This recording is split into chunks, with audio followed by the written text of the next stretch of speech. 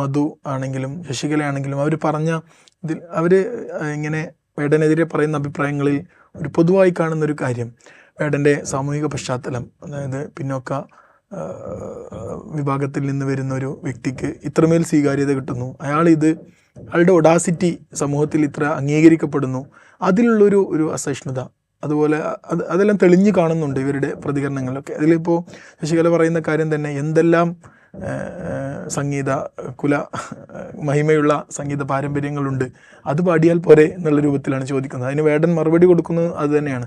നിങ്ങൾ പറയുന്നത് മാത്രമേ ഞങ്ങൾ പാടാവൂ എന്ന ധാർഷ്ട്യം എന്തിനാണ് എന്നുള്ള രൂപത്തിൽ അദ്ദേഹം പ്രതികരിക്കുന്നുണ്ട്. അപ്പോൾ ആ ഒരു എന്താ പറയുക, ഒരു പ്രതികരണത്തിന് കിട്ടുന്ന സ്വീകാര്യത അത് തന്നെയല്ലേ ഇവരെ ചൊടിപ്പിച്ചിട്ടുണ്ടാവുക.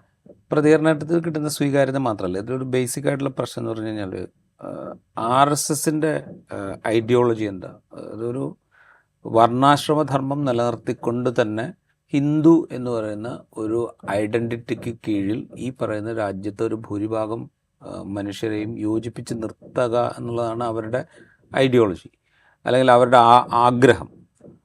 അതുവഴി ഒരു ഹിന്ദു രാഷ്ട്രം സ്ഥാപിക്കുക എന്നുള്ളതുമാണ് ലക്ഷ്യം. അപ്പോൾ അവിടേക്ക് ഈ പറയുന്ന വിവിധ വിഭാഗത്തിൽപ്പെട്ട ജാതി എന്ന് പറയുന്നൊരു യാഥാർത്ഥ്യമാണ് എന്ന് നമുക്ക് എല്ലാവർക്കും അറിയാം.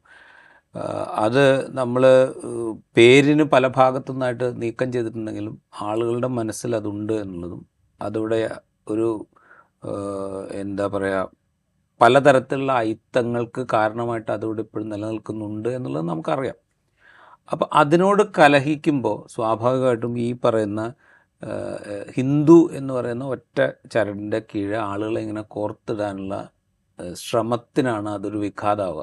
അപ്പോൾ ഇവർ പറയുന്ന കാര്യം, ഇപ്പോൾ വേടൻ എന്ന് പറയുന്ന സംഗീതജ്ഞൻ പറയുന്നൊരു കാര്യം, എൻ്റെ ജാതി എനിക്കൊരു പ്രശ്നമാണ്, അല്ലെങ്കിൽ എൻ്റെ ജാതി നിങ്ങൾക്കൊരു പ്രശ്നമാണ് എന്ന് പറയുമ്പോൾ ഈ ഡിവിഷൻ അവിടെ ഉണ്ട് എന്നുള്ളത്, ഈ ഡിവിഷൻ ഇപ്പോഴും നിലനിൽക്കുന്നുണ്ട് എന്നുള്ളത് വളരെ കൃത്യമായിട്ട് പറയാണ്.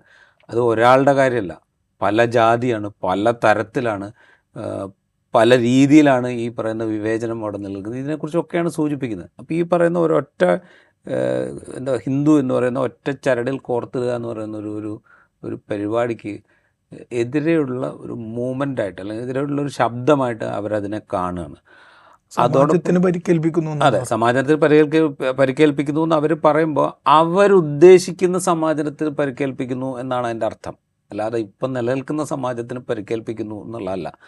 അവരുദ്ദേശിക്കുന്ന, അവരാഗ്രഹിക്കുന്ന, ഇപ്പോൾ കുലശ്രേഷ്ഠമായ സംഗീതങ്ങൾ നിരവധി ഉണ്ടല്ലോ, അതിലൊക്കെ പാടിക്കൂടെ എന്ന് ചോദിക്കുമ്പോൾ ഈ ശ്രേഷ്ഠ സംഗീതം ആരുടെ ആയിരുന്നു എന്നുള്ള ഒരു ചോദ്യമുണ്ട്. അപ്പോൾ അതാണ് ശ്രേഷ്ഠമായിട്ടുള്ളത്, അത് നിങ്ങൾക്ക് പാടിയാൽ മതിയല്ലോ എന്ന് പറഞ്ഞപ്പോൾ അത് പാടിയാൽ തന്നെ അംഗീകരിക്കപ്പെടുമോ എന്നുള്ളൊരു ക്വസ്റ്റ്യൻ പറയുന്നുണ്ട്. ഇപ്പോൾ കർണാടക സംഗീതത്തിൽ നെയ്യാറ്റിൻകര വാസുദേവൻ എത്രത്തോളം അംഗീകരിക്കപ്പെട്ടിട്ടുണ്ട് എന്നുള്ള ചോദ്യം അവിടെ ഉണ്ട്. അപ്പോൾ ഈ ക്വസ്റ്റ്യൻ അവിടെ ഉണ്ട്.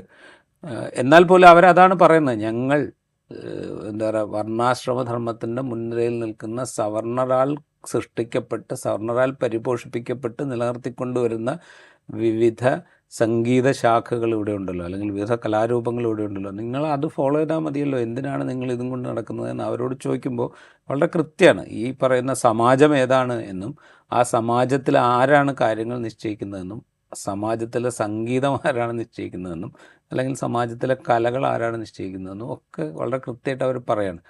അപ്പോൾ അതിനെ ഡിസ്റ്റർബ് ചെയ്യുന്നു എന്നുള്ളതാണ് അവരുടെ പ്രശ്നം. അതുകൊണ്ടാണ് അവർ പറയുന്നത് ഇത് സമൂഹത്തിൽ ഇല്ലാത്ത ജാതി വിവേചനമുണ്ട് എന്ന് ധ്വനിപ്പിക്കാൻ ശ്രമിക്കുകയാണ്, അങ്ങനെ പരസ്പരം വെറുപ്പുൽപ്പാദിപ്പിക്കാൻ ശ്രമിക്കുകയാണ്, അല്ലെങ്കിൽ വിദ്വേഷം ജനിപ്പിക്കാൻ ശ്രമിക്കുകയാണെന്നൊക്കെ പറയുന്നതിൻ്റെ കാര്യം അതാണ്. ഞങ്ങളുടെ സമാജത്തിന് പ്രശ്നമാണിത്, അതാണ് അതിൻ്റെ പ്രശ്നം. അപ്പോൾ അവിടെയാണ് അതിൻ്റെ ബേസിക് ആയിട്ടുള്ള പ്രശ്നം. അതുകൊണ്ട് ഇത് എളുപ്പത്തിൽ അവർക്ക് പരിഹരിക്കാൻ പറ്റില്ല. ഇതിപ്പോൾ ഇവരുടെ കാര്യത്തിൽ മാത്രമല്ല, ഈ സമാജത്തോട് കലഹിക്കാൻ ശ്രമിക്കുന്ന എല്ലാ മനുഷ്യരോടും ഇവർ സ്വീകരിക്കുന്ന സ്റ്റാൻഡ് ഇതാണ്. ഈ സമാജത്തിൻ്റെ സൃഷ്ടിക്ക് വേണ്ടി ശ്രമിക്കുന്ന അല്ലെങ്കിൽ ഈ സമാജത്തിൻ്റെ ഭാഗമായി നിൽക്കുന്ന ആളുകളെ വിമർശിക്കാൻ ശ്രമിച്ചു കഴിഞ്ഞാൽ ഇത് തന്നെയാണ് ഫലം. അതിപ്പോൾ ഇപ്പം ഇവിടെ കേസെടുക്കണമെന്ന് ആവശ്യപ്പെട്ടിട്ടേ ഉള്ളൂ. കേസെടുക്കപ്പെട്ട മനുഷ്യന്മാർ എത്ര പേരുണ്ട്? കാർട്ടൂണിസ്റ്റുകളുണ്ട്, എഴുത്തുകാരുണ്ട്, സിനിമാക്കാരുണ്ട്, അങ്ങനെ നിരവധി ആളുകളുണ്ട്, കേസെടുക്കപ്പെട്ട ആളുണ്ട്. ജീവൻ നഷ്ടപ്പെട്ട മനുഷ്യന്മാർ എത്ര പേരുണ്ട്? ഒരു ലങ്കേഷ് മുതൽ അങ്ങോട്ടും കാലം പിന്നോട്ട് സഞ്ചരിച്ച് കഴിഞ്ഞാൽ 1948 മഹാത്മാഗാന്ധി വരെ നിരവധി മനുഷ്യന്മാരുണ്ട്. അപ്പോൾ ഇങ്ങനെയുള്ള കുറേ കാര്യങ്ങളിവിടെ ഉണ്ട്. അപ്പോൾ ഇത് മുൻപോട്ട് കൊണ്ടുപോകാനാണ്, അല്ലെ ഈ സമാജ സൃഷ്ടി എന്ന് പറയുന്നത് അവർക്ക് നല്ല ബോധ്യമുണ്ട് ഏത് സമാജമാണ്.